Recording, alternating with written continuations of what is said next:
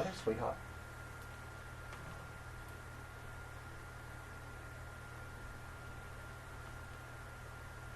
Okay, so as before, I really don't like doing this. Like the putting of the finger in the cage. That's obviously, I find that a big no-no. Like later on, once she's used to that, yep, that's fine. But for now, it's like her cage needs to be a safe space. Okay, safe space.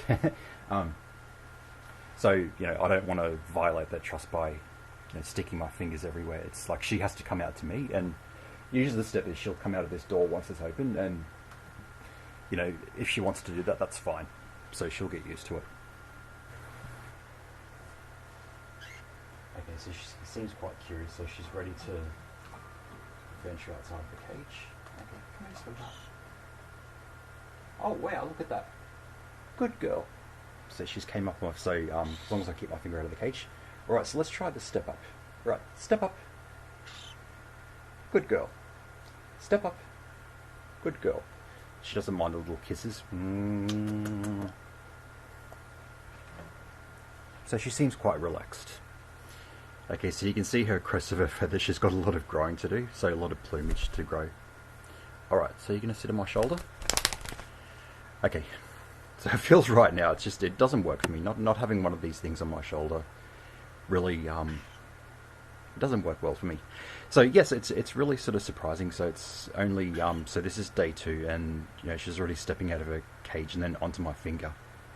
So she's still a little bit reluctant with the step up onto the finger, but she'll get used to that in a long time. So that's a lot of progress to make in 2 days of patience. I didn't expect things to move along that quickly. Usually I would have expected it to be like a lot longer, to have a cockatiel starting to resemble something that's finger trained. Okay, so anyway, I'll keep you updated on what's been going on with this little girl. So hopefully next time you see her, she'll get a little prettier. She's got more feathers. Okay, so that's me. So thank you for watching. So I'll try to make a few more videos. I'll just talk about things. Okay, and I'll see you in my next video. Thank you.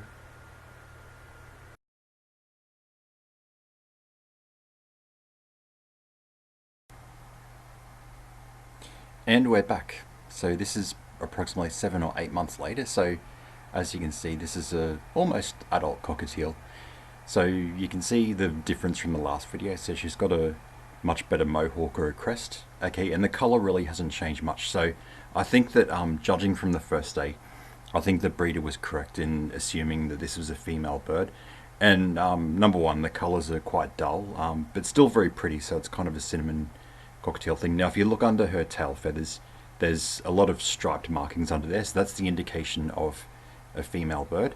And I think behavior wise it's a lot different from having a male. So when I had my previous one, Dallas, the first difference is the sound level. Okay, so these ones, they don't tend to they very rarely do the females talk, and the whistle, not really much of a whistle. So the only thing that a bird like this would do is the flock call. Okay, so with the flock call, that just means that they're trying to call out to people. So if I was to leave the room, if I leave for work in the morning, it's sort of calling you back saying there's somebody missing. Now one of the, so I'll just talk about some of her interesting sort of personality traits that are special. So every cockatiel's got a very sort of interesting personality. So her whistle, it's a very squeaky sort of whistle. It's like a little squeaky toy or something like that. So I find that quite adorable. Alright, I guess one of her personality traits is obviously she's very, very affectionate. Okay, so she can be very, very cuddly. So she enjoys the head scratches, and she's really quite gentle. So I went through, I guess you can call it a bit of a puppy phase. So I had a little bit of a problem with her preening at me. So I don't mind, and she still does that sometimes. She'll pick away, and that's really what birds do. They tend to preen their owners quite a bit. So I didn't mind the whiskers so much, but then she'd come to the back of my neck. So if there was a mole or a mark or some irregularity, it would sort of get chewed at, and unintentionally she was pinching at my skin. Alright, one of the pieces of advice I gave is that I gave a bit of a hissing sound because it was hurting. So it was like a, it's like, don't do that, okay, because that's how birds express their anger. They'll do quite a bit of hissing if there's things they don't like. So that's what I did with her, and gradually I think she really, I think she's starting to be aware that some of the things that she does, they might hurt a little bit. So it's almost like she is aware of that now. And so she no longer does the pinching on the back of the skin. And whenever she preens me, usually my facial hair, she's very, very gentle about it, like really, really gentle, which I like about her. Whereas I found my last Cockatiel Dallas to be a little bit sort of rambunctious, very rough playing. Okay, whereas she seems to be quite much more of a gentle bird.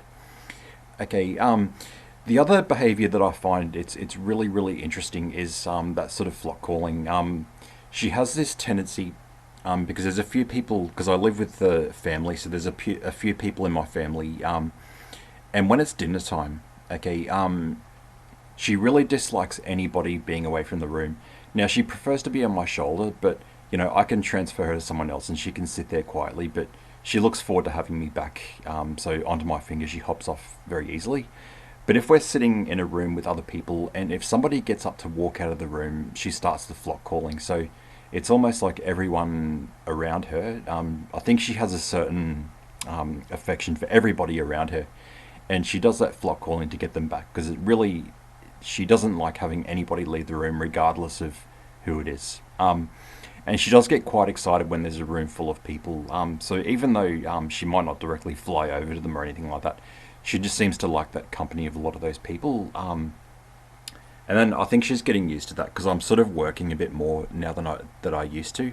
Whereas when I first got her, I was at home a lot more, so she's kind of getting used to that. So the mornings she does make a bit of noise because she knows that a lot of things are happening. All right, so I think she's a bit excited at the moment. So today she's been very, I don't know, she's been in a bit of a mood today, a bit hyperactive, a little bit. So she doesn't seem to want to stay still. So I'd love to be able to give her head scratches to show what's going on. But yeah, so there's a time, I think when it comes to the head scratches, she doesn't accept them all the time. There's usually a time and a place. So usually once she's settled down quite a bit, she'll usually have the head scratch. Okay, so when it comes to food, etc., so she does enjoy a lot of cooked food. She hasn't really tried a lot of sweet things, so she doesn't have much of a sweet tooth. Okay, like other birds do, except for the biscuits. She enjoys, or cookies or whatever. She does enjoy eating those, but her favourite food is probably a cooked egg. So it's either fried or boiled. It's absolutely, she goes absolutely insane for that. She really gets stuck into it. She enjoys cooked rice and probably a certain selection of cooked vegetables, so pumpkins, etc. So, you know, I try to introduce her to new things, but they've got their own tastes, so they're very much like that. Okay, so she's doing a good job at posing for the camera, which is good. Right, so I'll see if I can give her some head scratches. So there's that bit. She's a little bit, as you can see, she's a little bit restless. Okay, so that was just an update video, so I just wanted to show you a bit of before and after, so hopefully you can see the difference. So it's been 7 months, so, you know, I could never ever regret the decision to ever get a cockatiel.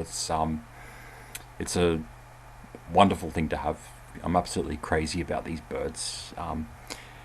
And, you know, I think I got lucky because I think since day one, you know, we sort of developed a bond from day one. I mean, I was really surprised that you saw in that video, that was like day 1 or 2 that I had her, and she was already impatient. So I was willing to be a bit slow because that's the way I approach it by default. I tend to let them call a shot, so I'm not going to poke my fingers around and expect them to be in my thumb. But I think with her, I think she wanted to move a lot faster than what I wanted to move. So she was like, before I knew it, she was sort of on my shoulder. Okay, so that was really good.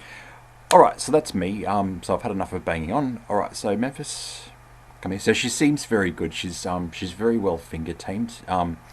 Even when she gets a bit cranky, like if I do something to annoy her, like she doesn't actually bite. So there's no drawing of blood. So that's the other thing I like about her. There's never once has there been any sort of biting in which I've had, you know, drawing blood. Where I have had cockatiels in the past. If they've lost their temper with me, they've drawn blood from my fingers. Okay, so that's it from me. I will see you again in my next video.